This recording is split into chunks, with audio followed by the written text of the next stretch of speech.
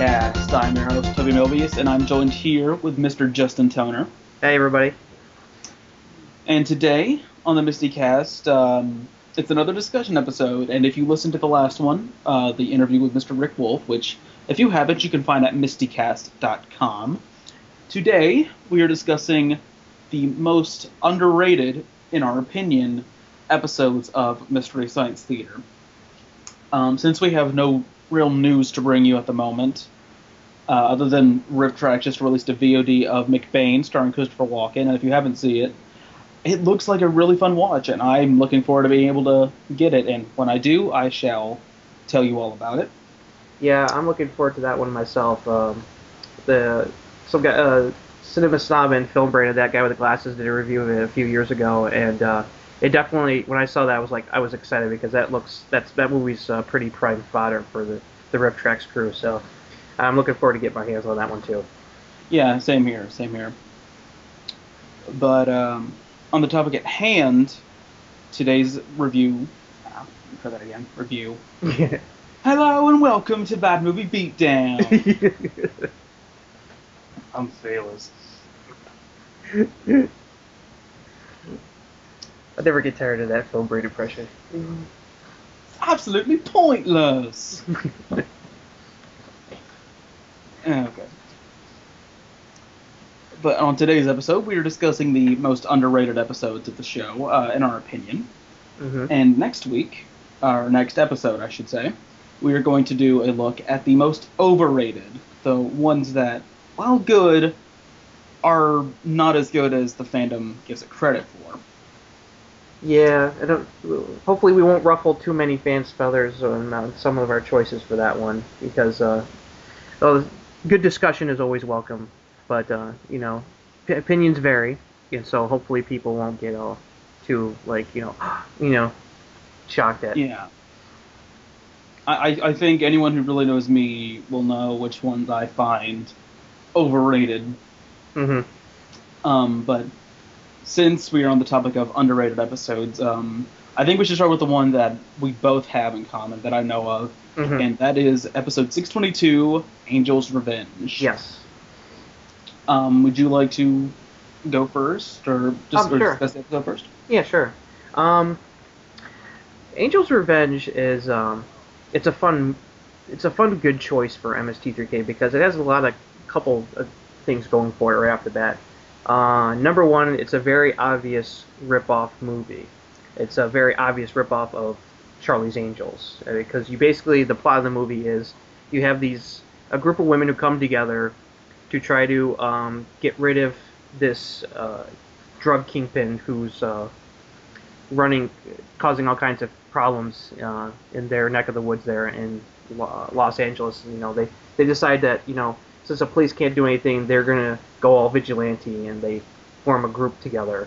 And the fun part is the cast next after that, where you have the right-hand man of the drug dealer is played by Jack Palance, who many people would recognize from the movies like City Slickers and Batman. He had a very long career, and Misty's also remember him from being an Outlaw from season 5. And then you got a lot of other kind of familiar faces for people who are really TV savvy, because you have not one but 2 cast members from Gilligan's Island. You have Alan Hale Jr., who played the skipper. He has a brief part, and then Jim Backus, who played Mr. Howell on the show.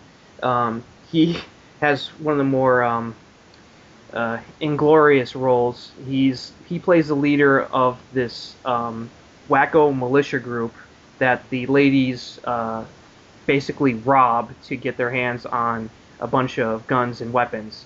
And his part is really bad. I kind of feel bad for him, and I think there's a couple other familiar faces that Pat Buttram. Pat Buttram, that's the other one. Jack Palance. Yeah. So you have a lot of well-known faces in this movie, and so that combined with it being the very obvious Charlie's Angels ripoff sets up a good recipe. And I'm surprised more fans don't like this episode because I think the riffing on this episode is really good. Hmm. Um, the first half hour is very excellent as far as the riffing goes. Um, in the middle stretch, it's mostly good. There's kind of some parts where I'm kind of like, that's jokes are kind of like okay, but then they get into like the last half hour and it really kind of goes back into overdrive and like I really was laughing pretty good. So this is definitely an episode that I'm surprised fans don't talk more about. I think it's the all the elements are there for the riffing to be good, and I think it is good. And uh, I wish I could think of some more exact riffs, but maybe something will come to me. But I, overall, I think this is an episode that definitely doesn't get it to do very often. I think a big part of it is the host segments of the episode. Yeah, With, while a couple of them are funny, not all of them are really hit that quality mark that a lot of really good host segments do.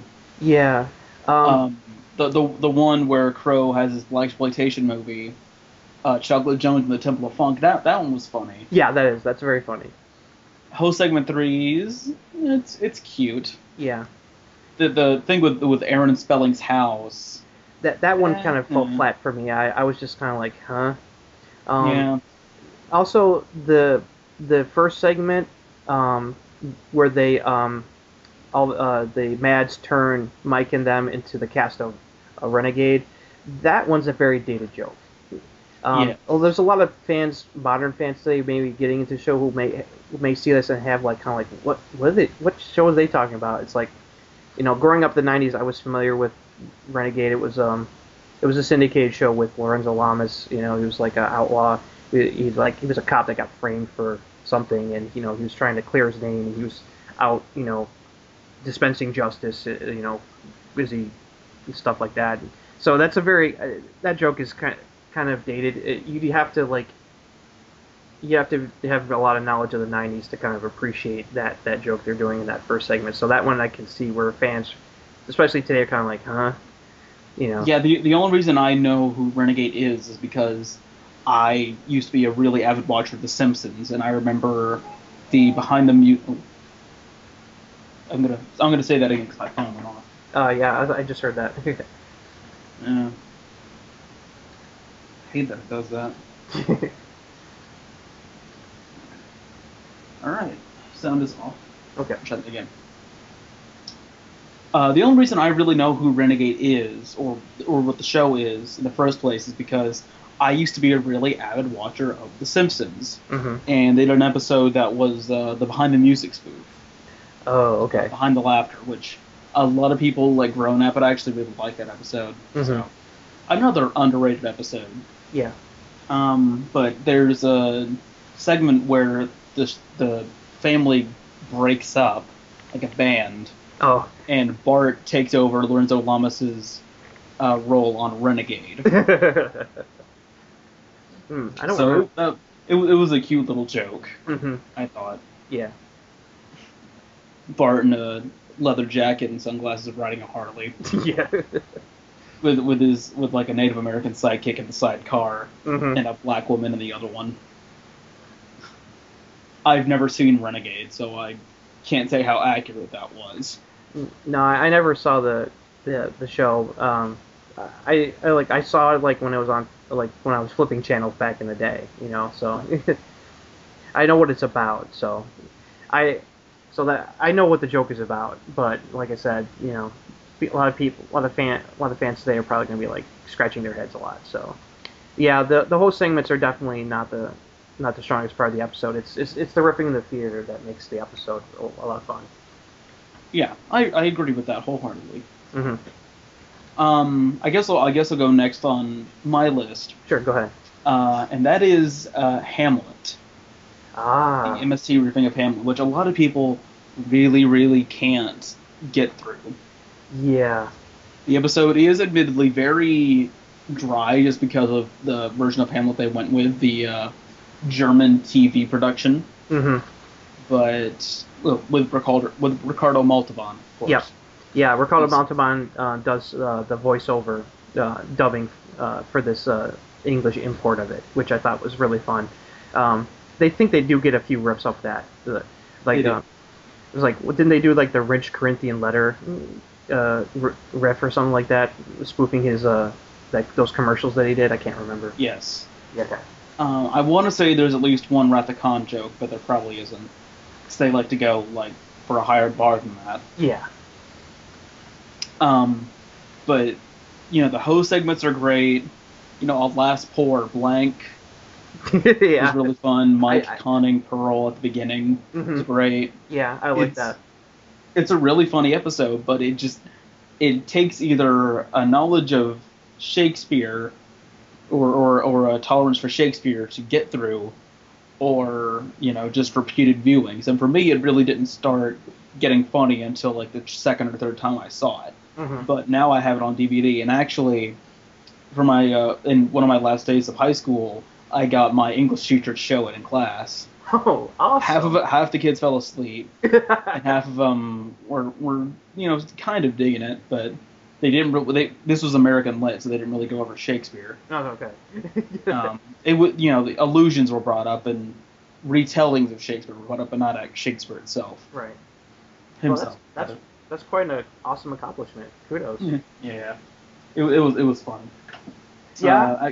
Actually, when I was as an aside, Mhm. when I was in a production of High School Musical, sadly, I brought in the riffing of High School Musical, the movie. Ooh. We watched it at a rap party, Oh, nice. and we actually had the rap party before the cast party rather before opening night. So we were we were retelling the riffs as we were doing the play. hmm Come, manservant brother. Nice. And I've just gotta say, the drama teacher's a man. I find that very appropriate that you did that. That's nice. That was very fun, and I'm kind of hoping they do other movies that I can bring riffings to, even though I'm not at that school anymore. Yo, yeah, I agree with you on Hamlet. I when I first got into the online community, especially over at Satellite News, I saw that a lot of fans really hated the Hamlet episode. They listed it as among like the worst. And being someone who came to really like Shakespeare, especially when I was in college, I was like, oh, I took it as a challenge. Like, okay, I gotta check this episode out. So when I got my hands on the Volume 4 box set, after I was done with the obvious choices like Space Mutiny, I went and watched Hamlet, and it's not as bad as a lot of people say it is. I think, like you said, if you're not into Shakespeare, it definitely causes you to come in with kind of like problems right off the bat, and and I thought some of the riffing was pretty good. I mean, I wouldn't say it's like my favorite episode, but I think it's overall a pretty decent episode, and it's definitely one that I can watch every once in a while. I definitely agree the host segments are very fun in that episode too, especially the opening. I thought it was great.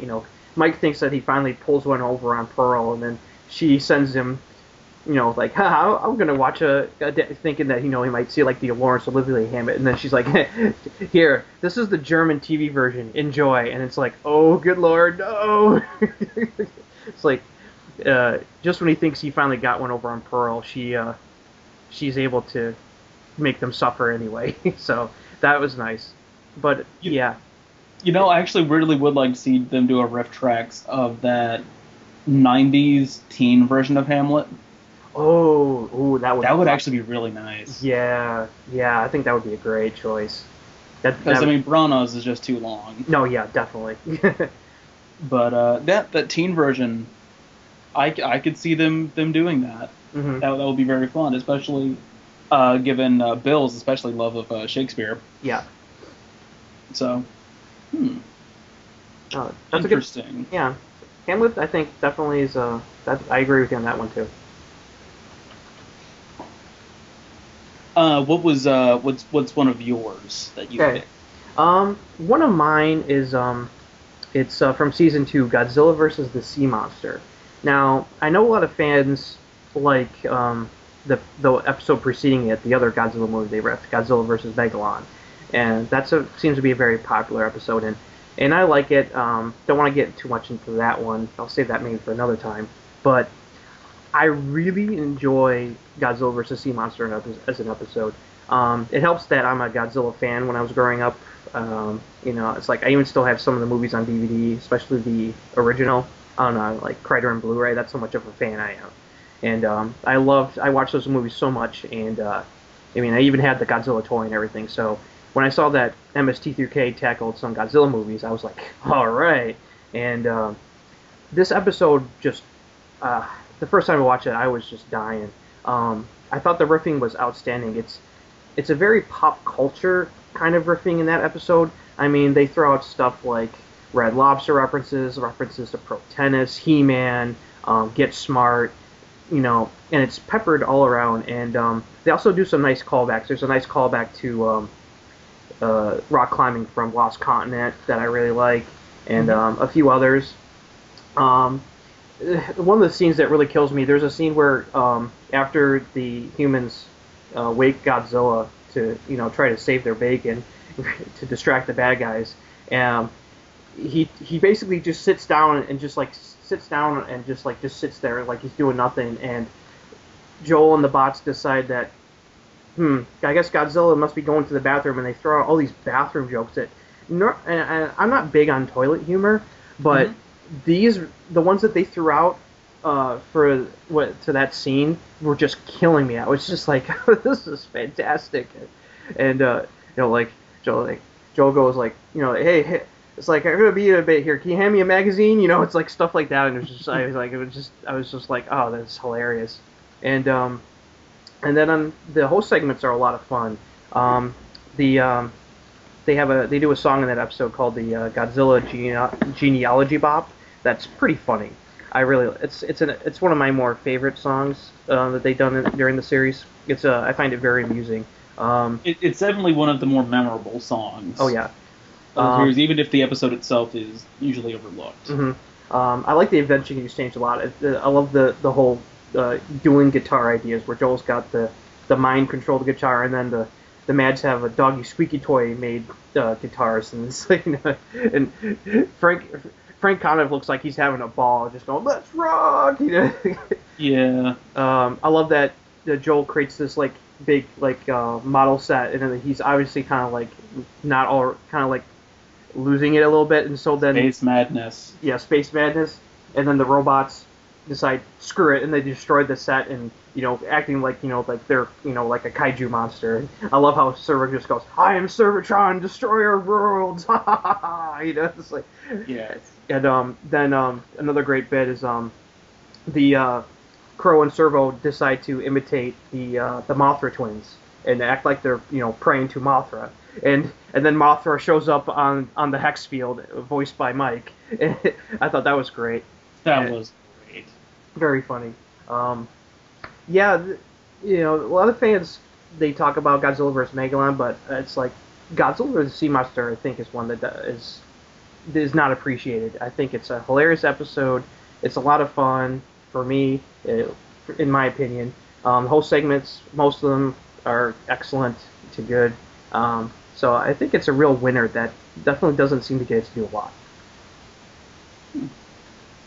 Yeah, I agree with all those points, especially, it is odd that this episode is overlooked and is quite underrated, but it has, like I said, one of the more memorable songs in the entire series. So, like, most Misties can at least sing part of the Godzilla Genealogy Bop, even if they've never seen the episode. So maybe there's something to that. Maybe that's one of the reasons why,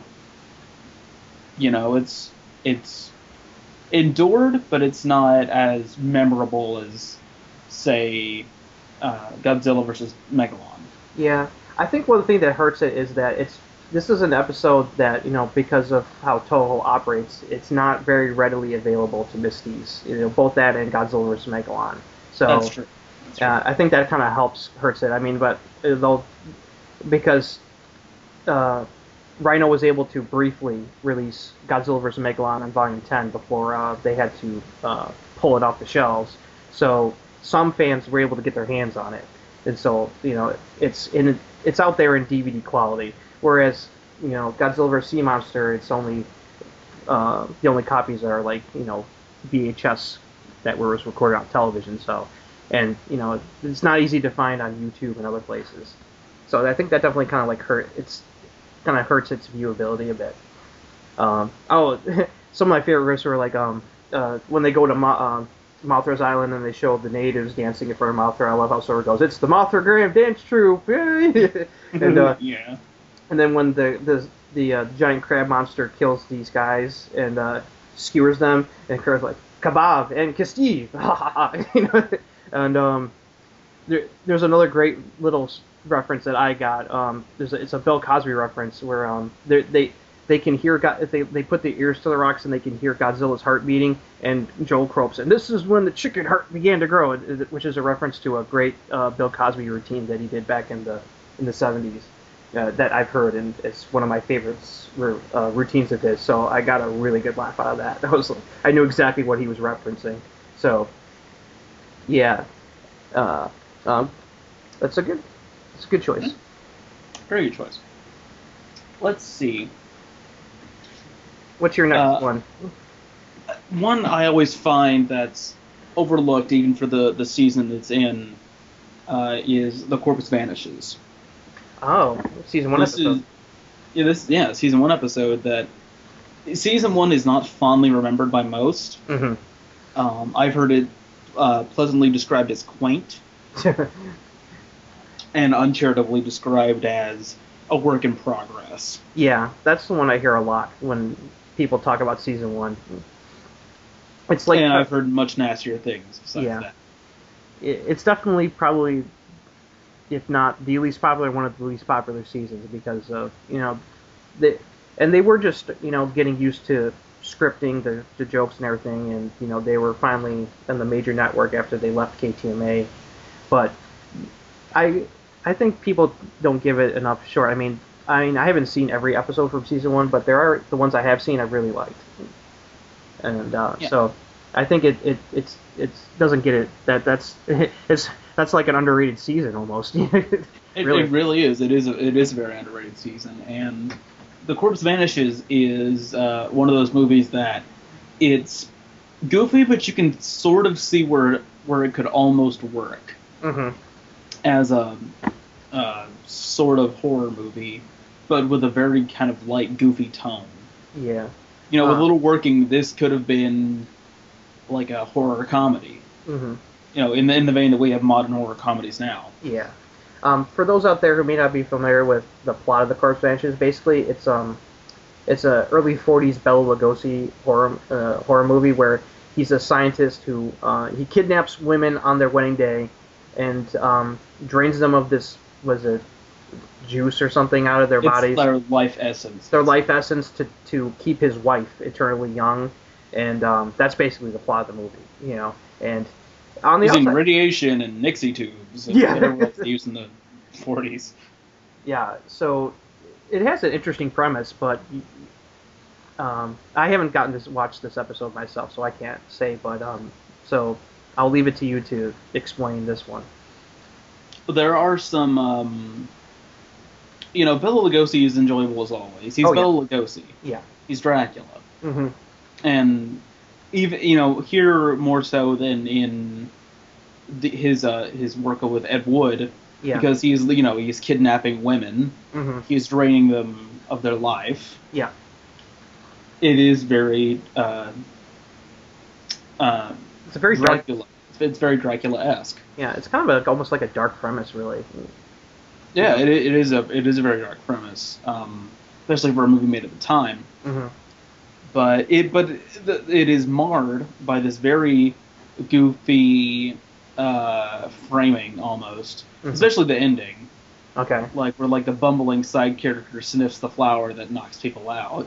Oh jeez. They're just like, oh you, ha ha ha ha ha. Oh that's lame. It's inconsistent, I think is the word. Sometimes it's got some decent traction to be an okay kind of horror movie, and then there's stuff about this girl. I think she's like a reporter or something. She's like a female reporter, Uh-huh. and she's trying to solve the mystery of what Bela Lugosi is doing. Okay. And it's just wildly consistent, and there are long stretches where nothing really happens, Mm-hmm. where nothing is really happening with the mystery or the plot. Okay. I think that the inconsistent tone is really what hurts it. But as far as the MST episode goes, there are some very good riffs. The Cairo gyro helmet that Joel uses in the host segment for the episode. Oh, that's his his that was his invention exchange. You know, that's become one of the iconic Joel props. Mm-hmm. It was he originally used it in the KTMA days, so it was another instance of them recycling from KTMA. Yeah. And the Mads have the flame-throwing flower, which I always thought was a very interesting, inspired twist on that take. Was very Joker-esque. Mm-hmm.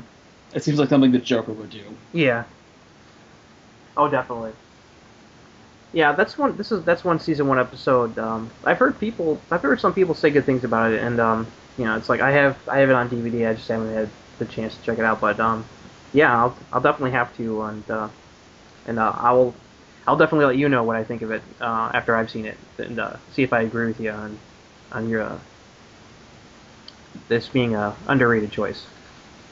Oh, and this episode is also notable for being the very first time that Tom's head explodes. Oh, really? Oh, okay. In the final host segment, and they also reuse the hair cutting, the barber shop host segment from KTMA as well. Yeah, they did. They reused a couple of KTMA host segments in season 1 since you know they had a much wider audience, so I think they picked like the good ones to reuse, really. Yeah. Okay, that's cool. Okay. Your turn? All right. My next choice for an underrated episode is another one that a lot of fans don't seem to like, but I found quite enjoyable and very hilarious. And that's season 4's Hercules against the Moon Men. And I know some fans have a hard time with this one because of the deep hurting and the sandstorm, as Frank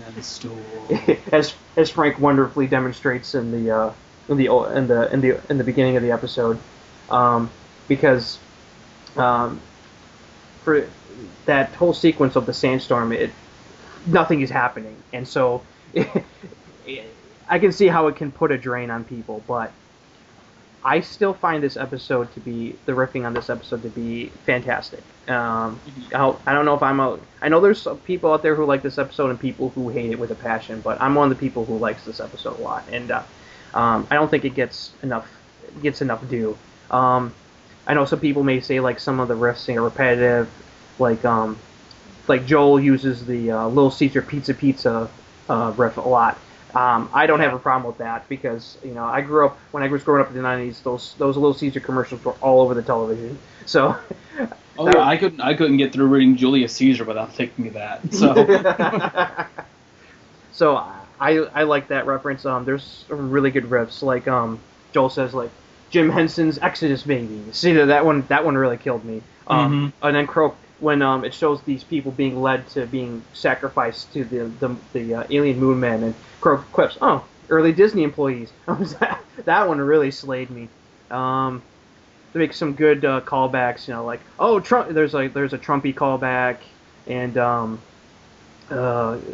let's see, there's a Gumby reference. There's the Star Trek fight music. Yes, they do the Star Trek fight music. Which is always a favorite. Yeah, and the dubbing helps provide a lot of fun for them in this episode. And then, I mean, especially with the sequence with the sandstorm, where there's hardly anything to work with, they throw out some really good stuff. Especially like they make like Dune reference, like Dune, Desert Planet, and being someone who likes the books even and has a soft spot for the infamous 1984 Dune movie. I always enjoyed when they would make references to the Dune movie like that. So those jokes work for me a lot. And the whole segments are a lot of fun. The way the Mads are like they push the deep hurting and the sandstorm. It's like it kind of gives a foreboding over it. And then how they're able to conquer it. It's just like and then oh yes, can't forget Mike guests in this episode as Steve Reeves, who Yes. The famous Hercules actor, which is kind of funny. Or no, wait, no, I'm thinking of Hercules Unchained. No, he's not. That's the one he does, Steve Reeves. Okay, I can get this out, so that's fine. Yeah. It's fun because this movie isn't actually a Hercules movie. It's supposed to be another Italian strongman called Maciste, but since American people don't know who the hell Maciste is, when they dubbed it in English, they changed his name to Hercules because Americans know who Hercules is, especially since with the Steve Reeve movies at that time. So they thought that we'll just change his name to Hercules. It'll be an easier sell on people. So we don't pay licenses on Hercules. Exactly. He's a public domain kind of thing. No. He's a god. Yeah. And yeah, I think the riffing is fantastic. The whole stuff with the deep hurting is a lot of fun. So people are entitled to their opinions. I know like I said, there's people out there the fans who do not like this episode at all.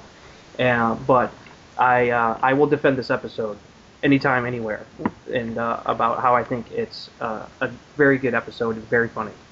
And of course, Pants. Yes. Oh, almost forgot the song. Thank you for reminding me. The Pants song is fantastic. That's another classic song. Yeah, something I'm noticing about our choices, they all have really good songs. I wonder if that's something to do with it. Yeah. So, what do you think? What's your opinions on this episode? It's been a while since I've seen the episode, but I do remember really enjoying it, and I can see why it's considered an underrated episode. And I can definitely see why it takes some people a few tries to really get into it, especially with the sandstorm and with all that. But Yeah. In their defense, they really do make that segment work. They do. Yeah, because Joel kind of hints that they're starting to lose it. That if this keeps going any longer, they may not be able to take much more of this. That bordering on they were getting close to Castle Fu Manchu level despair. And having to deal with it. And because that sandstorm sequence is really long, it takes up most of the last act of that movie, which is ridiculous. So, yeah, it's definitely one of those. I think if people maybe watch it a couple times, they may be able to appreciate it a little bit more. So, so what's your next choice? This will probably be what, number 4? Number 4, yes. Yeah. Now, I was going to talk about these two separately because they are sequels-ish. Okay. But I just thought to just do them as one thing, and that is the Master Ninja movies. Oh. Now, depending on who you ask, these episodes are either underrated or they're overrated. Mm-hmm. I've seen Master Ninja 2 more considered overrated. Master Ninja 1, underrated, so... That's interesting. But I've also heard people that can't really get into the movie just because how long some scenes go. Yeah. And some people don't like or can't get into some of the riffing, which I can understand. Mm-hmm. Master Ninja 1 is one of my favorite episodes. Mm-hmm. Not quite in my top 5, but in my top 10 certainly. Okay. But I like the episode. I think it's very interesting. The jokes with Lee Van Cleef not being able to be a occasional ninja at all. Yeah. It's so clearly a stuntman. Yeah, the very obvious use of a stunt double provides a lot of good riffs. The iconic Master Ninja theme song. Oh, Love that. And all the Max Keller jokes. Oh yeah. I'm Max Keller. I'm a seagull. Yeah.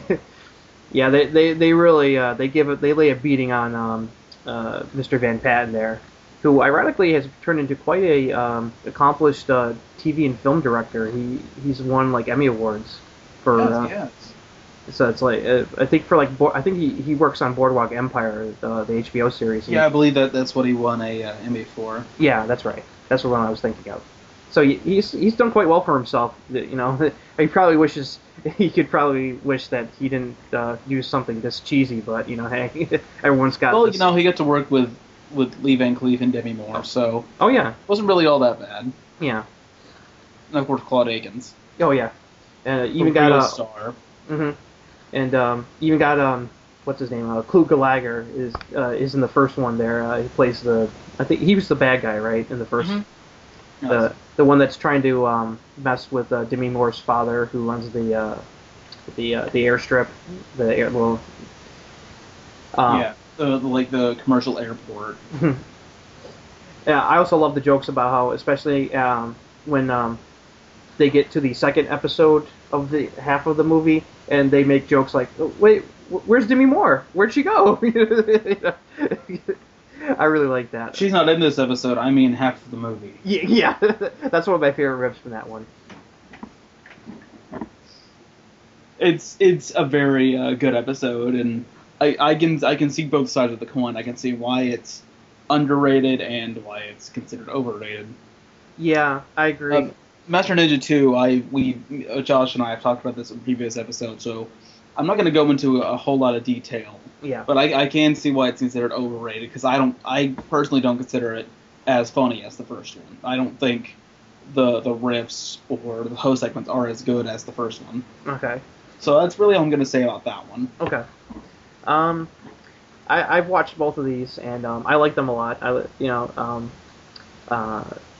they're not like, I wouldn't say they're like my favorites, but I find them very good episodes and very enjoyable. And yeah, these are ones that that I don't hear talked about too much either. Either some people, yeah, like you said, they think that they really like it, or they kind of like think they're a little overrated. And I like the first one. The first episode was a lot of fun. The first Master Ninja. Ironically, I think it's been a while since I watched them, but I think I enjoyed Master Ninja 2 a little more. Ironically, probably because of the guest stars in Master Ninja 2. There's three people I recognize. Crystal Bernard, who was on the 90s sitcom Wings. Then the second episode has a former James Bond, George Lazenby, and David McCallum, who people today, I know him or first knew him as the Man from U.N.C.L.E., but people today know him most as Ducky on NCIS. And ironically, McCallum plays the bad guy in that episode, which I find a hoot, since he usually plays good guys. But he plays the head of the terrorist group that kidnaps the senator's daughter that Van Cleef and Van Patten, along with Lazenby, tried to rescue in the second half of Master Ninja 2. Well, he never played a villain again because he got defeated by Lee Van Cleef and Timothy Van Patten. Yeah. Yeah. I think I did like a lot of the riffing. I enjoy them both. I maybe have to go back and rewatch these again sometime, and see which one I think is a little better. And so, but yeah, I enjoy both of these Master Ninja episodes. Seeing Lee Van Cleef try to be a ninja, it just provides enough laughter for me. And then there's a lot of icing on the cake, as far as I'm concerned. So, yeah, those are good ones. I like that. Real ones. All right, what's your next pick? And I'm out of picks. So Okay. All right. I just kind of lumped Master Ninja 1 and 2 together. Yeah. Let's see. I got two more to go. Okay. The next one I'm gonna go with is Devilfish from season 9. I know this one isn't too popular with a lot of people. It's like I see it kind of like at the bottom of a lot of people's lists, or in the middle. Like people are like, yeah, it's an okay episode. When I first got the DVD set it was on, and my friend and I decided to check it out because we both had never seen it before, and we we laughed really good at this episode. I was really surprised how much I enjoyed this one. I wasn't expecting much from it. Um, uh, the riffing has a lot of fun stuff in that episode. You have the one. I mean, for number one, I enjoy the fact that this is a very obvious Jaws ripoff kind of movie. So Yeah. that provides a lot of fun cheese factor for me. And you have this guy who chugs beers all the time, and so Mike and the Bots provide some really great like beer related riffs. Like when he's looking at the radar, Mike goes, "A beer is in trouble somewhere." It's like, and there's a couple other really good ones, like, and there's some other fun stuff that they play off with. The one character, I guess, is supposed to be the hero protagonist, from what I remember, has this girlfriend who is like super skinny, and they like make all these jokes about like, oh wow, how skinny she is, and that she kind of looks like Daryl Hannah, and that provides some really good riffing. Like Crow goes quips, "Huh, I didn't know humans could survive without flesh," stuff like that, and just some of the Devilfish stuff too. Like I love it during the credit sequence. Mike quips, "Our special tonight is devilfish with systemic string beans and deep lucifered potatoes," in the very ominous voice. That one really cracked me up. And yeah, I found the riffing to be pretty enjoyable. I mean, it's not, I wouldn't call it a classic episode, but I think it's an episode that is good. It's pretty good. I wouldn't say it's like an outstanding episode, but it's definitely an enjoyable episode. I found the riffing to be pretty consistently funny most of the time, and I like the host segments a lot in that one. How Mike first he pisses off dolphins, and then they launch an attack on the satellite, and then the next segment he pisses off electricians who have a alliance with the dolphins, and then they resume their attack on this, and basically Mike has to go into this long soliloquy where he apologizes to both dolphins and electricians everywhere and saying how good they are. The best one though is the fourth host segment where Pearl creates the Italian stereotype filter and puts it on Mike and the Bots, and they start doing very stereotypical Italian impressions, but they have so much fun with it, and plus they dress up too when they're in the filter. It just kills me. I'm not being a part Italian myself. I can appreciate the joke. I thought that was really funny, and down on in the Castle Forrester, there's some really wacky stuff where Pearl is trying to pretend that the castle is actually a cruise ship to steal money from people, and Bobo is the captain, and Brain Guy is like the steward. That provides some pretty. That was a lot more funnier than I thought, especially when she asks Mike and them to like do some ice sculptures for the buffet, and Crow does this completely humongous, elaborate ice sculpture. Kind of like, wow, I didn't know Crow was that talented. But that's an episode that I was surprised that I enjoyed, and also equally surprised that a lot of people aren't too fond of it. I think it's a good one. I've actually never seen it, but I really want to give it a watch now. I read one person's episode guide, like their fan episode guide, and they said it was basically, if it had been made today, it would have been considered a prequel to Mega Shark versus Giant Octopus. Oh yeah.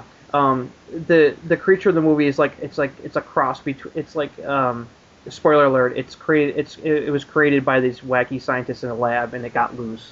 It's a prehistoric shark. It's like a prehistoric shark combined with like a squid or an octopus. So it looks like a Sharktopus. Yeah, it's almost like Sharktopus. For people who are familiar with that piece of junk. So yeah, it's let's see, which volume that was on volume. Sharktopus 2, Shark Harder. Yeah, that one's on volume 19 from Shout Factory. So I need to get that one. Yeah, I need recommend to get all of them. Yeah, yeah. So yeah, that's one that I really like, and it was one of the first ones I thought of when we decided to do this episode. I was like, Devilfish was one of the first episodes that popped into my mind as far as like I thought was an underrated episode. As far as the last one, I got a couple choices, but I think I'm gonna go with a episode from season 8. It's the second episode from season 8, 802, The Leech Woman. Ooh, good.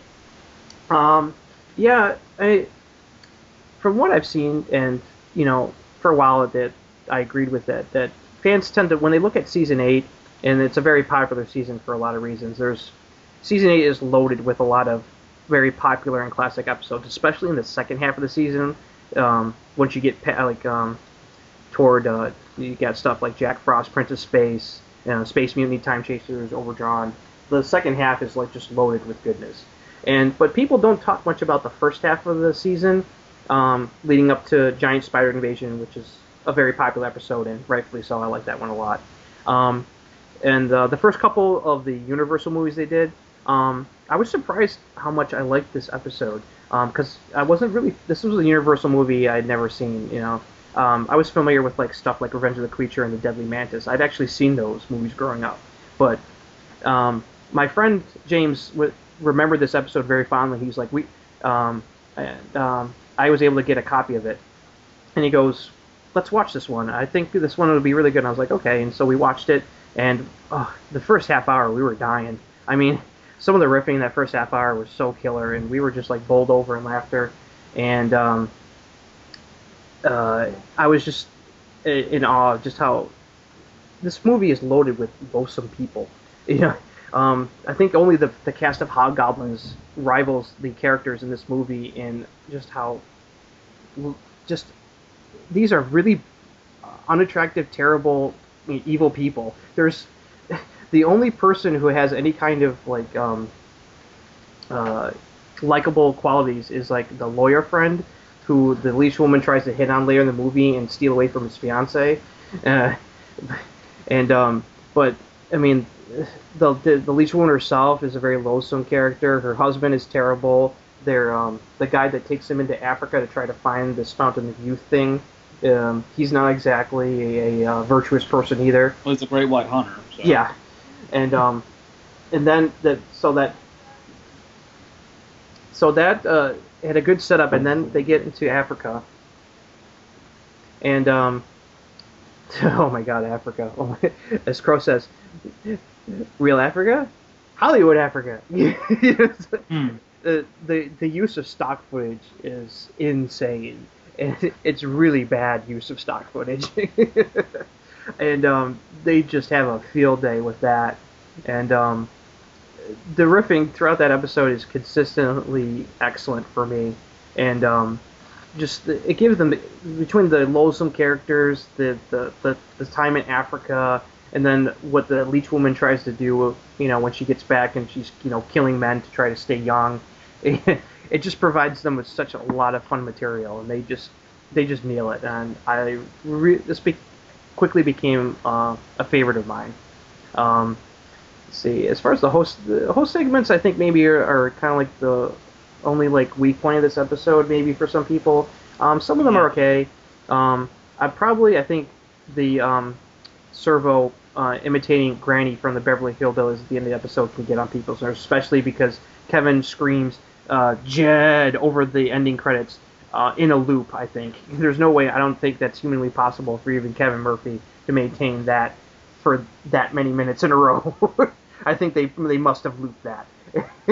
Yeah. But I can see how that can get on people's nerves. At first it did for me, but then, especially over the end credits where you keep hearing Servo screaming Jed in a Granny voice, I just started laughing, and it got more funnier as it went along. I think that's about it. Some of the Bobo and the Apes try to get the lawgiver to write new laws, and it's like, the opening one with the prairie dogs was kind of funny. But, yeah. But I think the whole segments are probably most of the whole segments are kind of like, they're kind of there. But other than that, I think the riffing in the theater on this episode is fantastic. This is definitely one that people should check out. I mean, it's all over the place. This one is not hard to find. I think that if people give this one a shot, they'd probably really like it. I think so too. Especially someone who's interested in the storyline of season 8. Oh yeah, it's pretty much required watching. Oh yeah, especially now that Shout has finally got a deal with Universal. They're going to start. This one is probably going to be coming out in a box set within the next year, I assume, because they've already released. um, the latest box set had Revenge of the Creature, and then the next one coming out in March has the Mole People, and the Leech Woman is the episode in between those two. So, uh, so if you got your hands on that box set and you've seen Revenge of the Creature, definitely follow up with the Leech Woman because with the way the storylines unfold there for the first four, especially the first four episodes, kind of leads to where they go with the rest of the season. So for people that want to try to keep a continuity with that, they should definitely try to watch those first couple ones in order like that.